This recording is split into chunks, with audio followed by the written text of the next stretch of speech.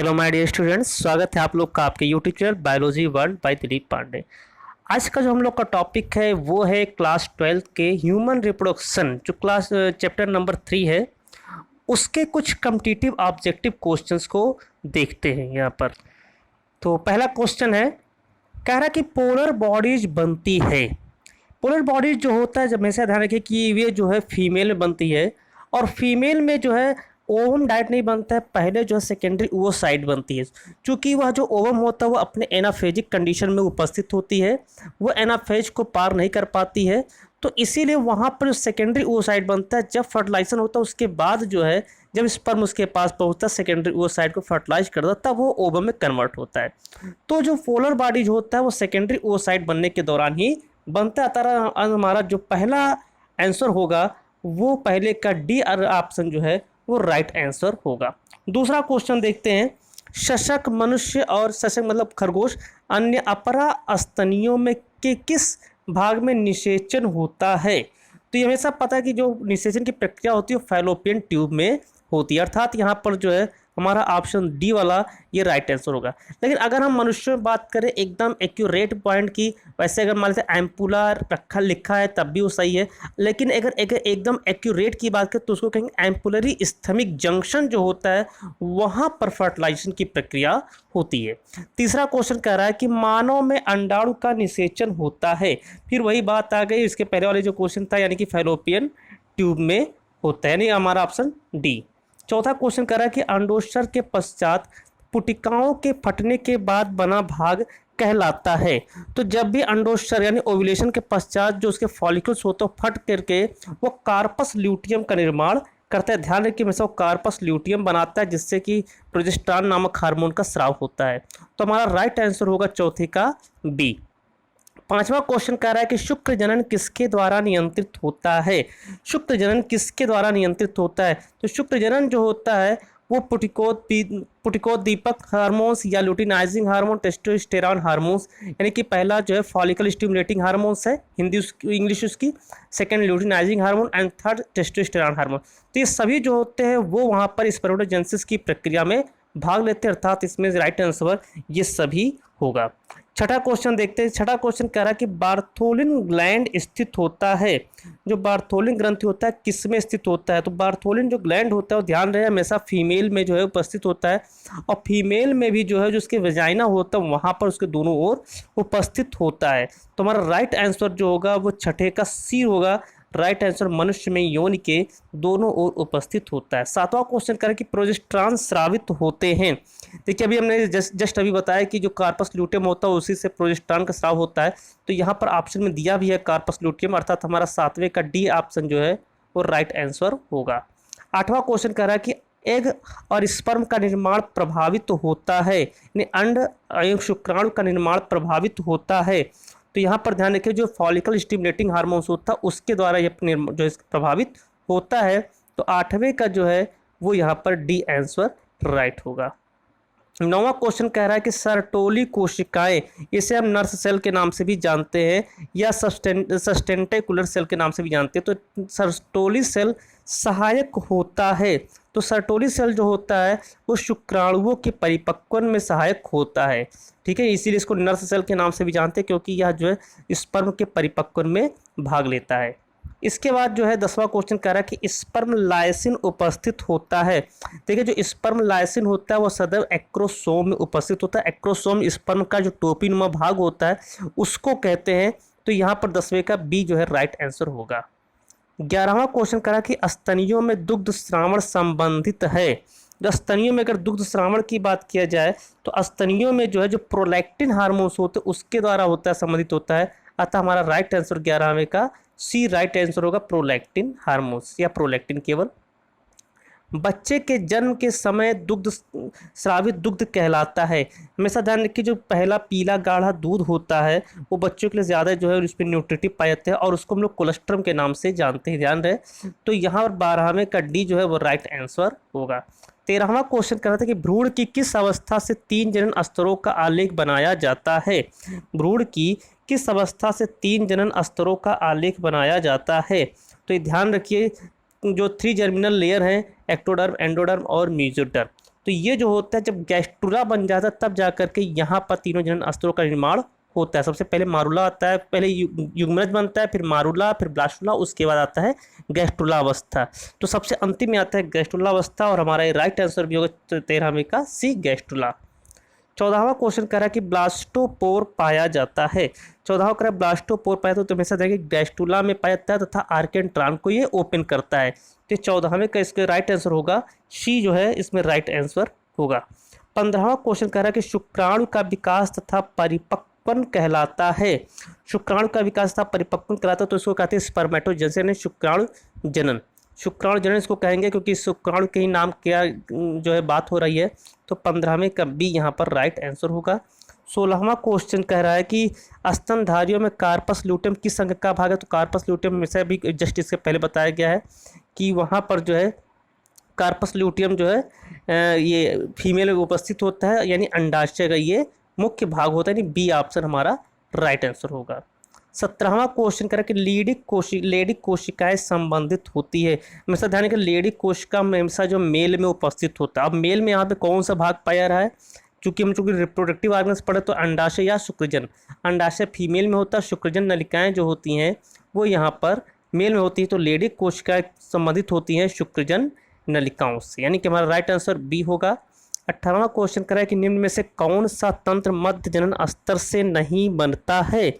ध्यान रखिए तंत्रिका तंत्र होता है वो कभी भी मध्य जनन स्तर से नहीं बनता, ये न्यूरोजेनिक होता है। तो ये तंत्रिका तंत्र जो होता है नहीं बनता है। 19वां क्वेश्चन कह रहा है कि बाह्य भ्रूण कलाएं स्तनी भ्रूण की किन कोशिकाओं से विकसित होती हैं। क्वेश्चन फिर से सुनेंगे, बाह्य भ्रूण कलाएं स्तनी भ्रूण की किन कोशिकाओं से विकसित। तो सबसे जो ऊपर की स्तर होती है उसको हम लोग ट्रोफोब्लास्ट के नाम से जानते, ध्यान रहिए उसको हम लोग ट्रोफोब्लास्ट के नाम से जानते हैं। हमारी राइट आंसर होगा ए, 19वें का ए। 20वां क्वेश्चन कह रहा है कि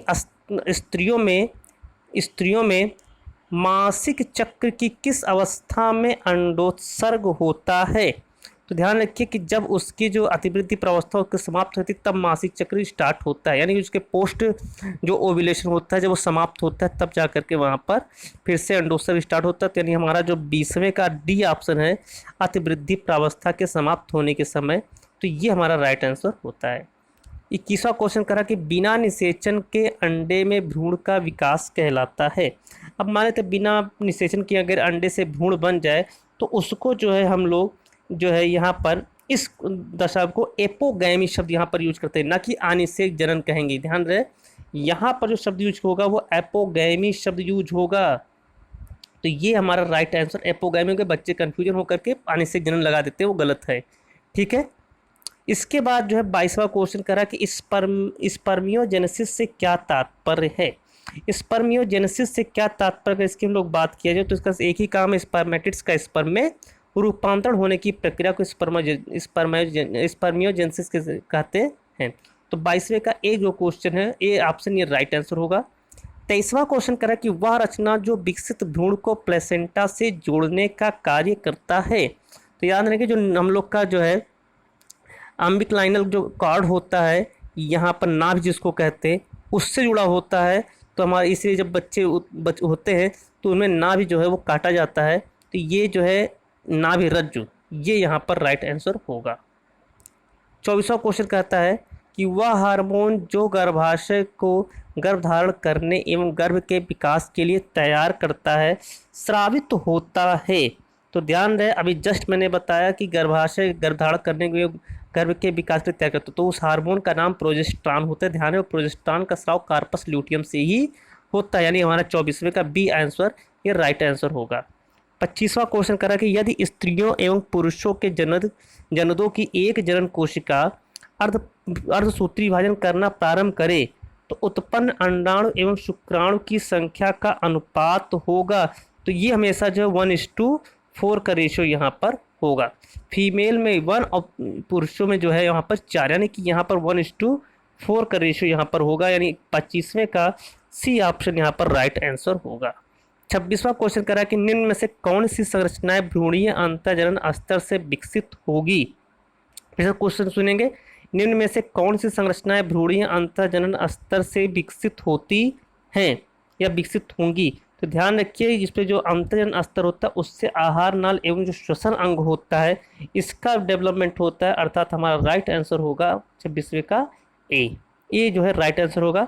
27वां क्वेश्चन करा कि न जनत की कौन सी कोशिकाएं आगुणित तो होती हैं। तो वैसे देखिए हमने जस्ट बताया कि सेकेंडरी वो जो सेकेंडरी स्पर्मेटोसाइट होता है वो वहाँ पर जो है अगुणित होता है।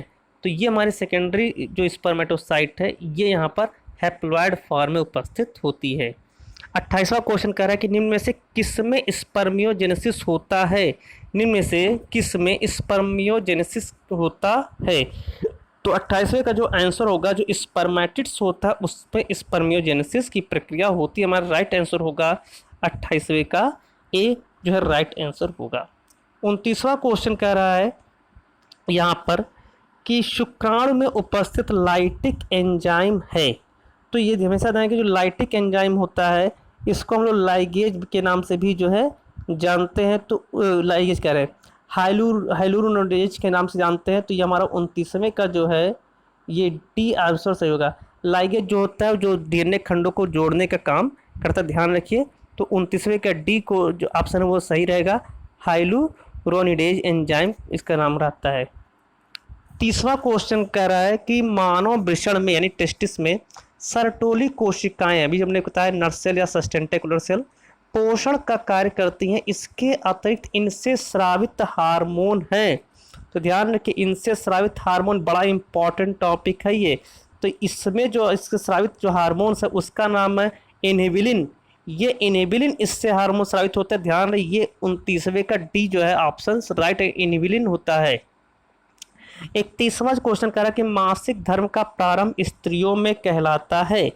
मासिक धर्म का प्रारंभ स्त्रियों में कहलाता है। तो इसको हम लोग कहते हैं मैनारक के नाम से उसको जानते हैं। तो ये जो है 31वें का डी ऑप्शन ये राइट आंसर होता है। ठीक है। 32वां क्वेश्चन करें कि एक्रोसोम का निर्माण होता है। ये बड़ा आसान सा क्वेश्चन है। एक्रोसोम का निर्माण होता है गोल्जी बॉडी जो होता है उसी से निर्माण होता है, ध्यान रखना। तो गोल्जी काय से ही एक्रोसोम का निर्माण होता है। ये इसका सबसे इंपॉर्टेंट टॉपिक माना जाता है गोल्जी काय का।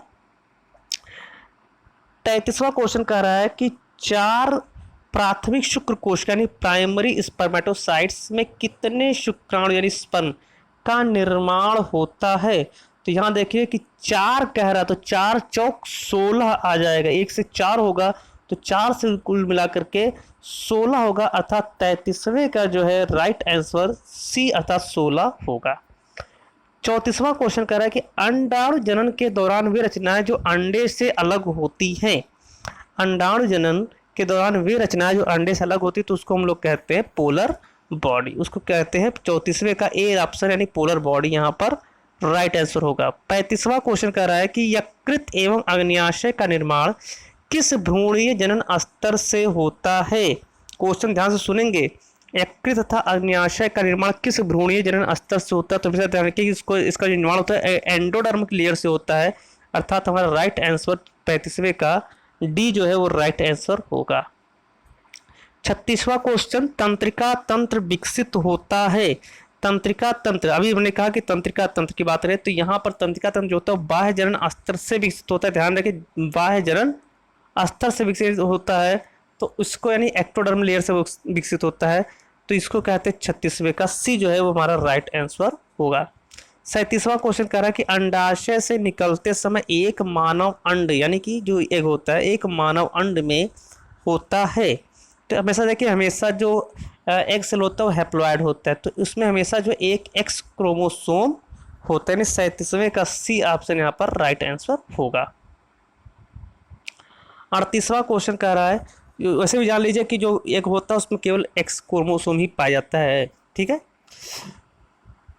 38वें क्वेश्चन करा कि निषेचन के दौरान शुक्राणु का वह भाग जो अंडे में प्रवेश करता है। फिर से ध्यान से सुनेंगे कि निषेचन के दौरान शुक्राणु का वह भाग जो अंडे में प्रवेश करता है तो उसका शीर्ष भाग ही सबसे पहले अंदर प्रवेश करेगा। ध्यान रखिए शीर्ष भाग यानी 38वें का ए जो है वो राइट आंसर होगा, शीर्ष हेड। भ्रूण में होने वाला विभाजन है। भ्रूण में किस प्रकार से विभाजन होता है, हमेशा ध्यान रखिए कि भ्रूण में क्लीवेज होता है। क्लीवेज यानी विदलन की प्रक्रिया होती है वहाँ पर। तो 39वें का सी राइट आंसर। ऐसा ना करें समसूत्री विभाजन कर दीजिए। क्लीवेज होता है भ्रूण में, तो ये यहाँ पर विदलन होता है आंसर, यानी कि 39वें का सी। 40वें क्वेश्चन को देखते हैं। 40वां क्वेश्चन करके एक मासिक चक्र में अंडोत्सर्ग होता है। ये नॉर्मली पूछा गया है, एक मासिक चक्र में अंडोत्सर्ग होता है। तो ये एवरेज में बात करें तो अगर 28 दिन का पीरियड है तो उसमें 14वें दिन होगा, एकदम मिड पॉइंट पर होता है, तो उसको हम 14वें से 16वें दिन कह सकते हैं। हमारा राइट आंसर यहाँ पर आएगा 40वें का बी जो है वो राइट आंसर 14 से 16 दिन में होता है। 41वां क्वेश्चन करा कि अंडाणु में बाहर से अंदर की ओर स्तरों का निम्न में से कौन सा क्रम होता है। अब यहाँ तो ध्यान से कि बड़ा आसान सा है कि अंडाणु में बाहर से अंदर के तो सबसे बाहर कोरोना रेडिएटा पाया जाता है, ध्यान रखेंगे कोरोना रेडिएटा सबसे बाहर। फिर उसके बाद एक स्तर होता है जोना पेलुसिडा का, और उसके अंदर योगसैक होता है, पीतक कला होता है। हमारा राइट आंसर 41वें का जो है ए जो है वो राइट आंसर होगा। 42वां क्वेश्चन कह रहा है कि 16 कोश की अवस्था में भ्रूण क्या कहलाता है। अब देखिए यहाँ पर बहुत आसान सा प्रश्न है ये कि 16 कोश की अवस्था में भ्रूण क्या कहलाता है। तो भ्रूण वही अब मारुला स्टेज में पहुंचा है, उसके बाद तब ब्लास्टुला आएगा, उसके बाद तब ग्लैस्टुला स्टेज आती है। 16 कोश का अवस्था जिससे पार करता है तो वो ब्लास्टुला स्टेज में आ जाती है। तो हमारा राइट आंसर यहाँ पर अभी होगा 42वें का ए, यानी कि मारुला स्टेज। 83वां क्वेश्चन कह रहा है कि मनुष्य में कौन सी बाह्य भ्रूण कला भ्रूण को सूखने से बचाती है। यहाँ बताएंगे भ्रूण को सूखने से बचाने की बात कर रहा है, तो उसमें एमनियन जो पाया जाता है वो उसको सूखने से बचाता है। नहीं, हमारा राइट आंसर 43वें का डी जो होगा वो राइट आंसर होगा। 44वें क्वेश्चन की अगर हम लोग बात करें तो 44वां क्वेश्चन कह रहा है कि निम्न में से कौन सा हार्मोन अपरा से संबंधित नहीं, अपरा मतलब प्लेसेंटा, ठीक है, अपरा से संबंधित नहीं है।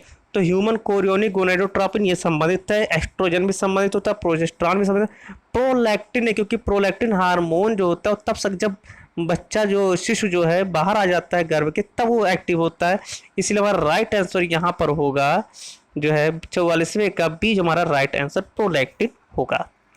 45वां क्वेश्चन कह रहा है कि नोटोकार्ड कंकाल तंत्र तथा त्वचा की डर्मिस का विकास किससे होता है, यानी विकास होता है। क्वेश्चन फिर से सुनेंगे। कह रहा है कि नोटोकार्ड कंकाल तंत्र तथा त्वचा की डर्म, तो डर्म शब्द आ गया यानी कि एक्टोडर्म, ये यहाँ पर। तो 45वें का जो है राइट आंसर ए होगा राइट आंसर। बड़ा आसान सा क्वेश्चन था ये। 46वां क्वेश्चन कह रहा है कि अधिवृक्क कॉर्टेक्स विकसित होती है। यहाँ पर देखते चलेंगे किस क्वेश्चन में पूछा गया कहाँ पर, ठीक है। सभी कॉम्पिटिटिव ही यहाँ पर जो है क्वेश्चंस बताए जा रहे हैं। अधिवृक्क कॉर्टेक्स विकसित होती है, अधिवृक्क कॉर्टेक्स विकसित होती है तो हमेशा जो है वो मीजोडर्म से विकसित होते हैं, ध्यान रखिए। तो हमारा जो राइट आंसर होगा 46 का जो है राइट आंसर होगा वो जो है यहाँ पर मध्य जनन स्तर, यानी बी वाला ऑप्शन राइट आंसर होगा। 47 क्वेश्चन देखते हैं।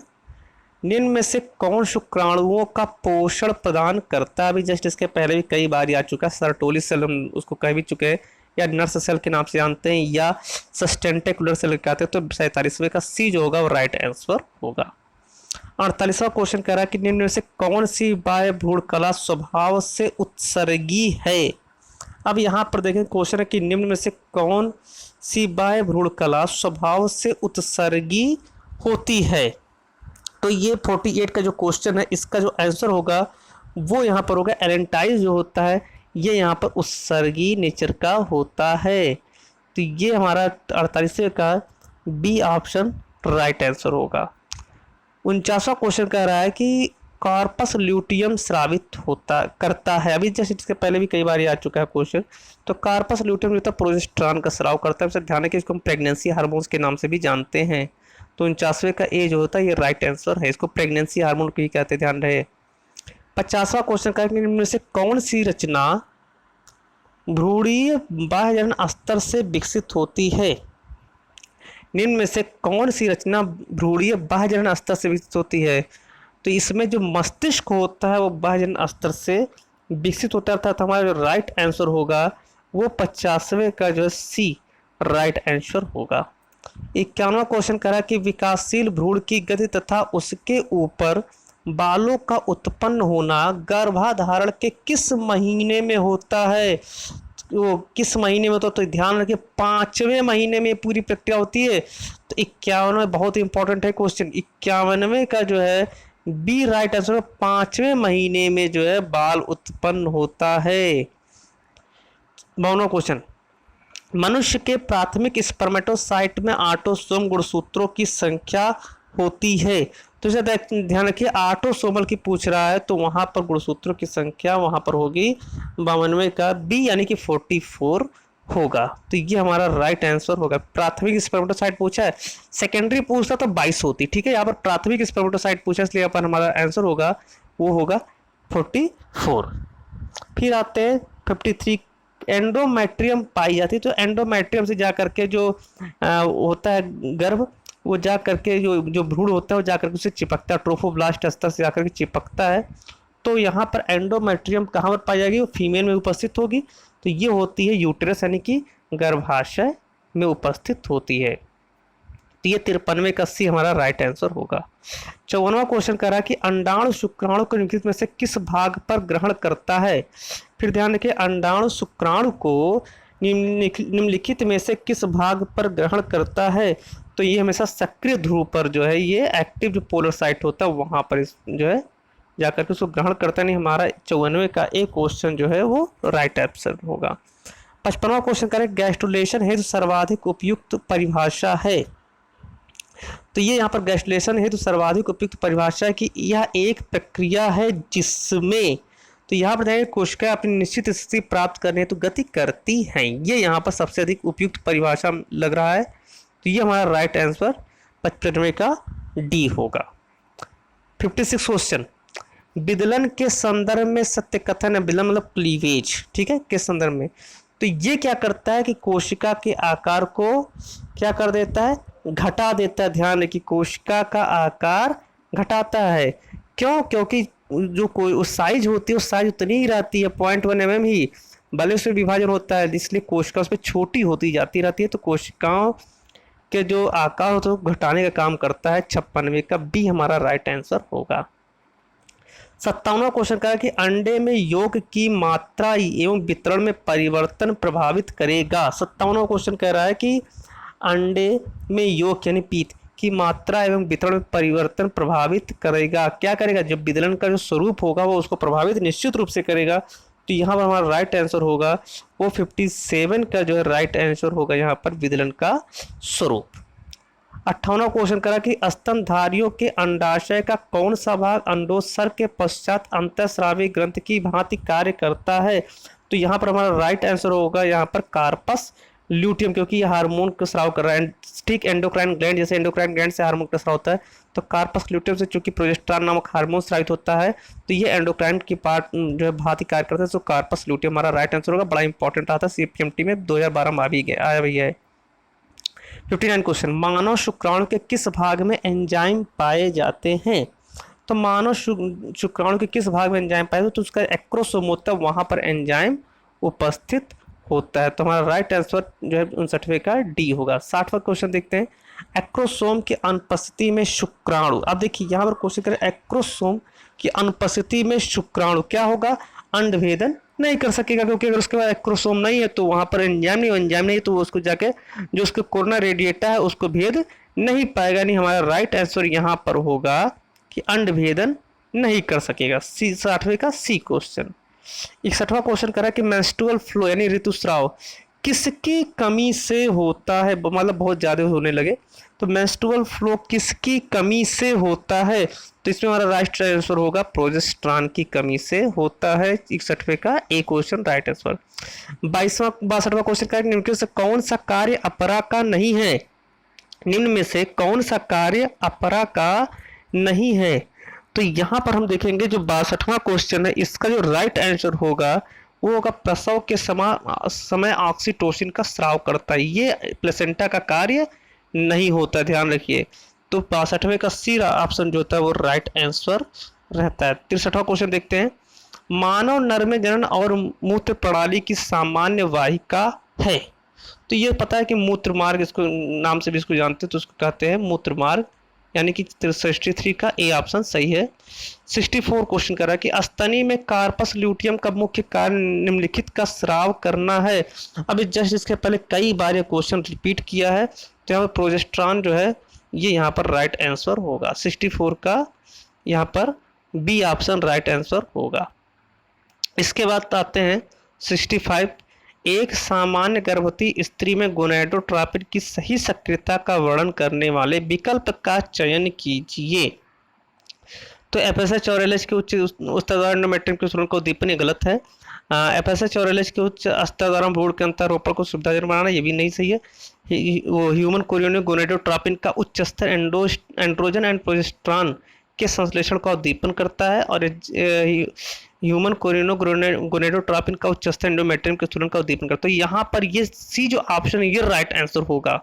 तो यहाँ पर हमारा राइट आंसर होगा 65 का सी जो होगा वो राइट आंसर होगा।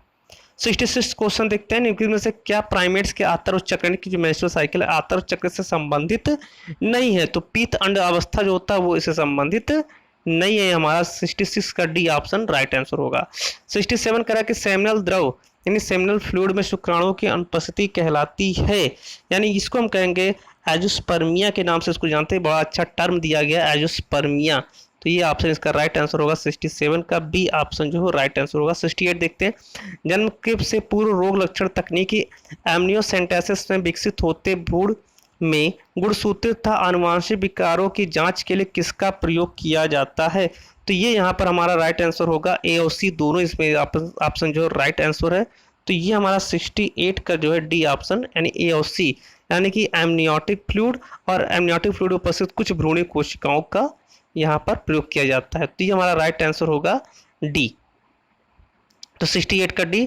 69 क्वेश्चन देखते हैं। 69 क्वेश्चन कह रहा है कि क्षमतायन किसमें बदलाव होने को बताता है। क्षमतायन किसमें बदलाव होने को बताता है। तो 69 क्वेश्चन है, इसका राइट आंसर होगा निषेचन से पूर्व शुक्राणु में। तो 69 का हमारा ए ऑप्शन राइट आंसर होगा। 70 क्वेश्चन का निम्नलिखित में से मानवों में प्रसव की प्रक्रिया के आरंभ के लिए एक महत्वपूर्ण घटक नहीं होता है। तो ये हमारा यहाँ पर एस्ट्रोजन और प्रोजेस्टेरोन अनुपात वृद्धि, ये इसमें जो महत्वपूर्ण घटक नहीं होता है। 70 का जो बी ऑप्शन है वो राइट आंसर होगा। 71 क्वेश्चन करा कि युग्मक जन के दौरान निम्नलिखित में से कौन सी कोशिका सामान्यतः द्विगुणित होती है। तो ध्यान रखिए जो शुक्रजन होता है वो यहाँ पर डिप्लॉयड अवस्था में उपस्थित होता है। 71 का ऑप्शन सी जो है वो राइट आंसर होगा। 72 क्वेश्चन कह रहा है कि हिस्टेरेक्टोमी की में शल्य क्रिया द्वारा किसको काट कर निकाला जाता है। तो ध्यान कि यहाँ पर गर्भाशय को काट करके निकाल दिया जाता है, इससे महिलाएं जो होते हैं गर्भधारण नहीं कर पाती हैं। तो ये है यहाँ पर 72 का ए ऑप्शन सही है। कभी कभी इसको इसमें कैंसर होने की संभावना रहती है तब भी उसको काट के हटा दिया जाता है। 73 क्वेश्चन कर रहा है कि स्त्रियों में गोनाडोट्रोपिन रिलीजिंग हार्मोन्स की पल्स फ्रीक्वेंसी में बदलाव किसके परिवहित सांद्रण द्वारा नियंत्रित होती है। तो ये हमारा यहाँ पर 73 का जो है ए ऑप्शन यानी एस्ट्रोजन और प्रोजेस्टेरोन, ये राइट आंसर यहाँ पर होगा। 73 का ए ऑप्शन राइट आंसर होगा। 74 क्वेश्चन कह रहा है कि इनहिबिन के संदर्भ में सही कथन को पहचानिए। तो विशेष ध्यान रखिए इनहिबिन के संबंध में यहाँ पर ऑप्शन आ जाएगा आपका, ये क्या नाम है, अंडाशय की ग्रेनुलोसा कोशिकाओं द्वारा निर्मित होता है तथा एफएसएच के स्राव को संदर्भित रखता है। ये हमारा राइट आंसर यहाँ पर होगा। तो ये यहाँ पर 74 का बी ऑप्शन राइट आंसर होगा। आता 75 क्वेश्चन, मनुष्य में निषेचन व्यावहारिक रूप से तभी संभव है जब, अब वो कब संभव होगा तो उसको यहाँ पर देखेंगे। यहाँ पर कि जब शुक्राणु व अंड एक साथ फैलोपियन नलिका के एम्पलरी स्थमिक जंक्शन पर परिवर्तित, हमने पहले बता चुका कि एकदम जो जहाँ फर्टिलाइजेशन उसके जो मेन एग्जैक्ट पॉइंट होता है उसको एम्पलरी स्थमिक जंक्शन कहते हैं। तो ये हमारा राइट आंसर, जैसे यहाँ पर देखेंगे एम्पलरी स्थमिक जंक्शन, यही हमारा राइट आंसर अपने आप निकल करके सामने आ जाएगा। तो ये हमारा राइट आंसर होगा यहाँ पर जो है सी 75 का से वो 75 का बी ऑप्शन राइट आंसर हमारा होगा। अब आते हैं 76 क्वेश्चन। तो ये यहाँ पर देखेंगे कि कह रहा है कि नर मेढक में शुक्राणुओं के सही पथ का चयन कीजिए। तो इसका सही पथ है टेस्टिस, फिर वासा फ्रेंशिया, किडनी, उसका विडर्सनाल, मूत्रजनन नलिका और क्लोएका। ये इसका राइट आंसर होगा। नहीं 76 का यहाँ पर राइट ऑप्शन जो होगा वो होगा सी ऑप्शन राइट आंसर होगा। उसका आता है 77 कैपेसिएशन संपन्न होता है? तो ये देखें मादा जनन पथ में इसका जो है संपन्न होता है। बड़ा इंपॉर्टेंट क्वेश्चन 2017 में पूछा भी गया नीट में। तो ये 77 का सी ऑप्शन राइट आंसर होगा। 78 क्वेश्चन करा, ये भी नीट 2017 में पूछा गया। जनन हेतु आवश्यक hypothalamic hormone gonadotropin releasing hormone किस पर कार्य करता है? तो ये यहाँ पर 78 का ऑप्शन की बात करें तो अग्र पिट्यूटरी पर तथा LH व FSH का स्राव प्रेरित करता है। यानी हमारा राइट आंसर यहाँ पर जो होगा वो होगा 78 का ए ऑप्शन राइट आंसर। तो इस प्रकार से ये हमारा जो टॉपिक था आज का, ये था ह्यूमन रिप्रोडक्शन का कुछ कॉम्पिटिटिव ऑब्जेक्टिव टाइप के क्वेश्चन। धन्यवाद।